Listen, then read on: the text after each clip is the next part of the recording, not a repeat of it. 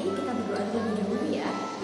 Before we start our lesson today, let's pray together. Bismillahirrahmanirrahim. Amin. Baik, kali ini kita akan melanjutkan materi teks deskripsi, yaitu tentang struktur dari teks deskripsi. Simak penjelasan dari Bunda ya. Struktur teks deskripsi. Struktur teks deskripsi terdiri atas 4 bagian. Bagian pertama yaitu judul. Bagian kedua yaitu identifikasi atau deskripsi umum. Bagian ketiga yaitu deskripsi bagian. Dan yang bagian yang keempat yaitu simpulan atau kesan-kesan. Judul. Judul berfungsi untuk menunjukkan isi dari teks yang akan dijelaskan atau digambarkan. Judul terletak pada bagian atas sebelum penjabaran atau penjelasan isi teks. Identifikasi atau deskripsi umum, yaitu bagian yang mengenalkan objek yang akan digambarkan. Terdapat pada bagian pembuka. Isinya berupa gambaran atau deskripsi umum terhadap objek yang ingin disampaikan oleh penulis.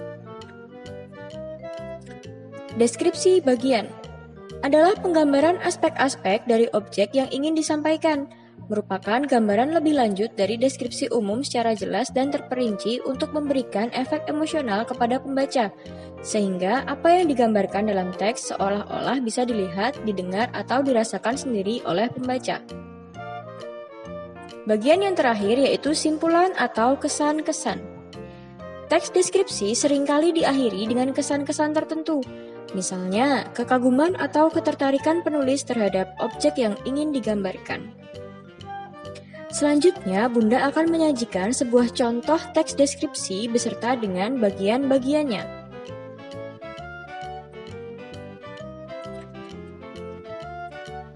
Setelah sebelumnya kita mempelajari tentang kaidah kebahasaan dari teks deskripsi, kali ini kita juga akan mempelajari mengenai ciri-ciri kebahasaan teks deskripsi. Teks deskripsi memiliki ciri-ciri kebahasaan sebagai berikut.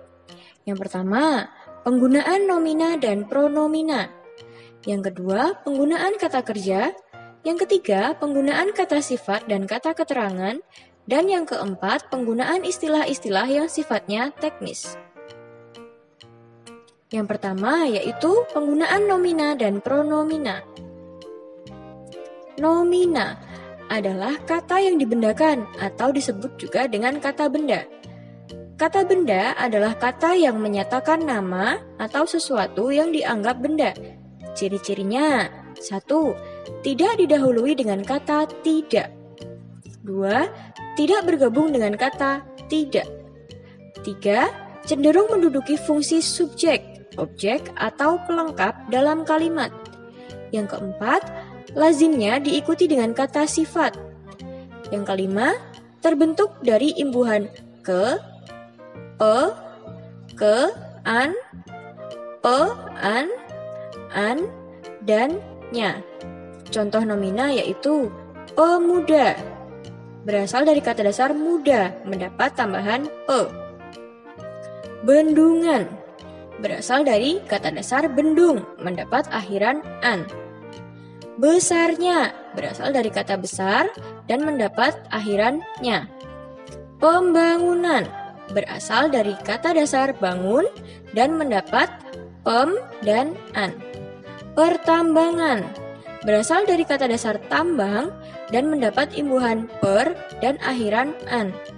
Kekayaan berasal dari kata dasar kaya dan mendapat awalan ke dan akhiran al, dan lain-lain.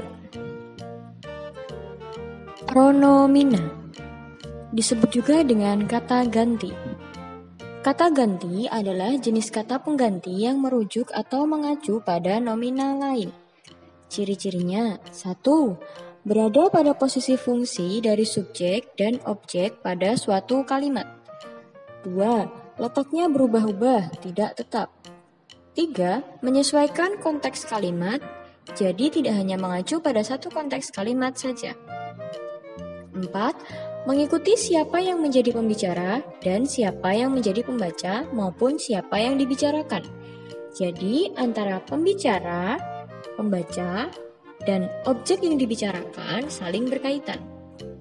Contoh pronomina: saya, aku, kita, kami, dia, beliau, mereka, dan lain-lain. Selanjutnya yaitu penggunaan kata kerja. Kata kerja adalah penggolongan kata yang menjelaskan suatu tindakan, keberadaan, pengalaman, atau penjelasan lain. Ciri-ciri kata kerja: 1. Dipakai sebagai predikat dalam suatu kalimat. 2. Menyatakan sebuah kegiatan yang menyatakan suatu perbuatan. 3. Diikuti kata benda, kata sifat, atau keterangan. 4. Tidak terdapat imbuhan ter. 5. Dapat diikuti kata penyangkalan. Kata kerja dibedakan menjadi dua jenis, yaitu kata kerja transitif dan intransitif. Kata kerja transitif itu diikuti dengan objek agar maknanya dapat diketahui. Contohnya, di sini Bunda menyontohkan ada sebuah kalimat, Ibu sedang membuat nasi goreng. Nah, dalam kalimat ini Bunda sudah memberikan tanda warna. Untuk tanda ungu itu berarti subjek. Di sini ibu menjadi subjek. Yang kedua ada warna kuning, membuat. Nah, membuat di sini yaitu adalah kata kerja. Di sini kedudukannya sebagai predikat.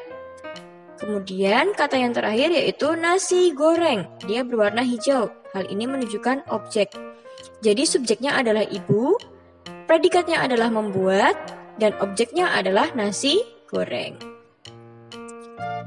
Jenis kata kerja yang kedua yaitu intransitif, yaitu merupakan sebuah kata kerja yang dapat menggambarkan arti jelas walaupun tidak ada objek dalam kalimat tersebut. Contohnya, dalam kalimat Rina sedang tersenyum. Di situ terdiri dua pola. Yang pertama, Rina kedudukannya sebagai subjek dan tersenyum kedudukannya sebagai kata kerja atau predikat. Penggunaan kata sifat dan kata keterangan. Kata sifat atau adjektiva adalah kata yang digunakan untuk mengungkap sifat atau keadaan suatu objek, baik itu manusia, hewan, tumbuhan, serta benda lain. Ciri-cirinya: 1. Dapat ditambahkan dengan kata keterangan pembanding seperti paling, lebih, kurang. 2. Dapat ditambahkan dengan kata keterangan penguat seperti benar, sekali, terlalu, dan amat. 3. Bisa diingkar atau ditolak dengan kata tidak. 4. Bisa diulang-ulang dengan diawali awalan, se, dan diakhiri dengan akhirannya. 5. Menggunakan akhiran sebagai berikut: akhiran akhiran wi, akhiran iyah, akhiran if, akhiran al, dan akhiran ik. Kata keterangan. Kata keterangan atau adverbia adalah kata-kata yang digunakan untuk memberi penjelasan atau keterangan tentang kata kerja, kata sifat, dan kata bilangan. Ciri-cirinya: 1. Dinyatakan dengan menggunakan kata depan dengan tambahan kata sifat. 2. Bukan merupakan suatu jenis kata, tapi suatu fungsi dari suatu kata dalam sebuah kalimat. Contoh: agar, supaya, sebagai, laksana, seandainya, bersama, oleh karena itu, dan lain-lain. Penggunaan istilah bersifat teknis. Istilah teknis adalah penggunaan istilah yang bersifat menunjukkan teknis atau cara pelaksanaan. Biasanya digunakan dalam beberapa bidang yang sudah terspesialisasi, seperti bidang industri, bidang teknologi, dan bidang pendidikan. Contoh, yang pertama, Adi baru saja memperbaiki jaringan internet sekolah. Kata memperbaiki dalam kalimat tersebut menunjukkan istilah teknis. 2. Dini sedang mengerjakan tugas sekolah. Kata mengerjakan menunjukkan istilah teknis. Hutan yang terbakar itu akhirnya ditanami oleh pemerintah. Kata ditanami dalam kalimat tersebut menunjukkan istilah teknis. Nah, itu tadi penjelasan dari Bunda. Anak-anak pasti sudah paham ya? Kalau anak-anak masih ada yang ingin ditanyakan, anak-anak bisa menanyakan via chat room atau bisa chat WhatsApp di nomor HP Bunda.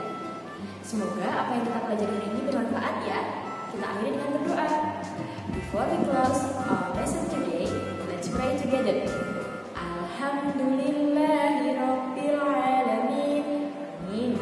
Sekian dari Bunda. Wassalamualaikum warahmatullahi wabarakatuh.